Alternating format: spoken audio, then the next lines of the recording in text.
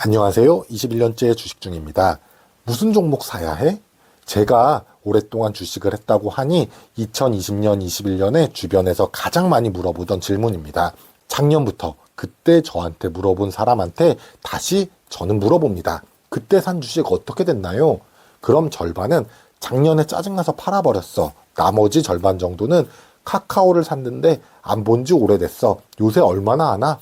이렇게 추천 종목만 받으려는 사람의 공통점은 사는 게 중요한, 즉 매수 후 관리도 없고 전략도 없다는 것입니다. 그런데 저는 최소한 생명력이 강한 선인장에 물을 줄 만큼은 관심을 가지고 관리를 해야 한다고 생각합니다. 오늘 알려드리는 내용만큼은 가꿔줍시다. 입사 1년차 연봉 3천만 원, 2년차 연봉 5천만 원, 3년차 연봉 4천만 원, 그리고 퇴사. 3년 동안 받은 평균 연봉은 얼마일까요?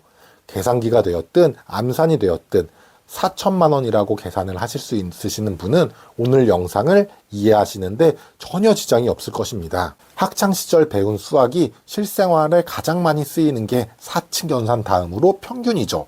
그 평균이 주식시장에서는 가장 유용하게 쓰입니다. 왜냐하면 과거의 주가는 나름대로 다 의미가 있기 때문이죠.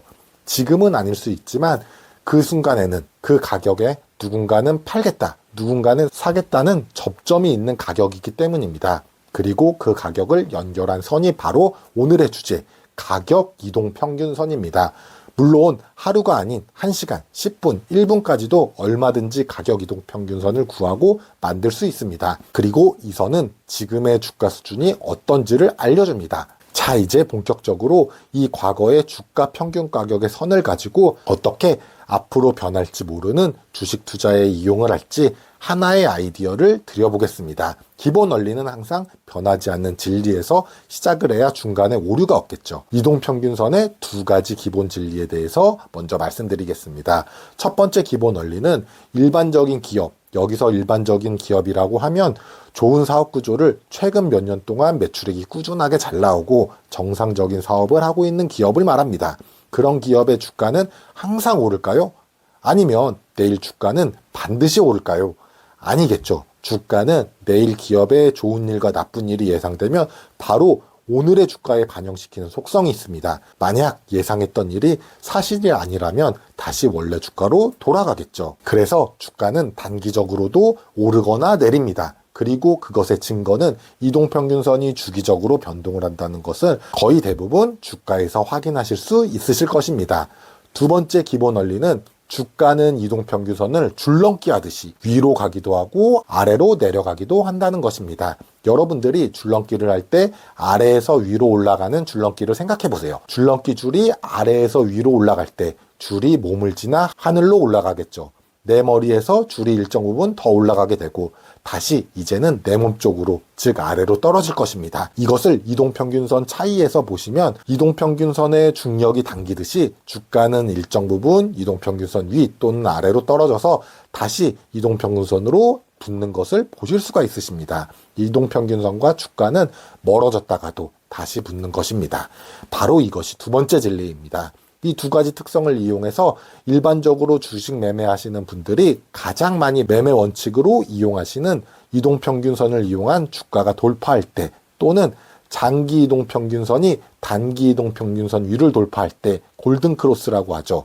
반대의 경우는 데드크로스라고 하면서 매수 매도의 타이밍으로 활용합니다. 많이 들어보셨을 것입니다.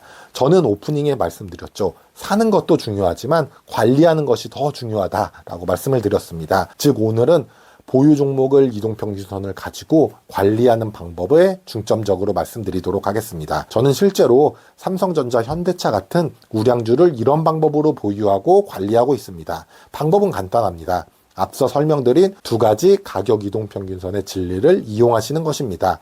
먼저 이동평균선을 선택합니다. 저는 20일 이동평균선을 보통 이용합니다. 짧은 기간 이동평균선을 이용하시면 당연히 매매 횟수는 많아지겠죠. 얼마든지 본인이 선택 가능하십니다. 그리고 매일매일 변하는 이동평균선 값을 이용해서 매수, 매도를 하는 것입니다. 예를 들어 주가가 이동평균선 값보다 1% 높을 때 전체 보유량의 1%를 매도, 2%가 높을 때는 2%의 매도, 이런 식인 거죠. 왜냐? 언젠가는 주가가 이동평균선 아래로 갈 것이기 때문입니다. 그렇다면 아래로 가면 어떻게 해야 될까요? 그럼 반대로 매수를 해서 다시 주식을 사면 되는 것입니다. 예를 들어 이런 식으로 사면 되겠죠. 주가가 이동평균선 값보다 1% 정도 낮다면 보유량의 1%를 매수, 2% 낮다, 2% 매수. 간단하죠. 나는 조금 더 적극적으로 매매를 하고 싶다. 그러신 분은 1% 상하 가격법보다 낮춰서 그리고 전체 보유량 대비 매매 수량도 늘려서 하시면 거래의 빈도와 크기가 늘어날 것입니다. 그런데 한 가지 유의할 점, 이렇게 매매의 빈도와 금액이 커지면 당연히 위험의 노출이 커지므로 예비 보유 현금 비중도 같이 늘려야 되겠죠. 귀찮게 매번 그걸 어떻게 하냐 생각하실 수 있지만 재테크는 원래 귀찮고 이것저것 신경 쓸 게 많이 있습니다. 나는 매매 타점을 귀신같이 잘 잡는다 하신 분들은 그런 수고를 하실 필요는 없겠지만 최소한 저는 이런 식으로 투자했을 때가 저가에 매수를 하고 고점에 파는 것을 노리는 매매를 했을 때보다 결과가 좋았습니다.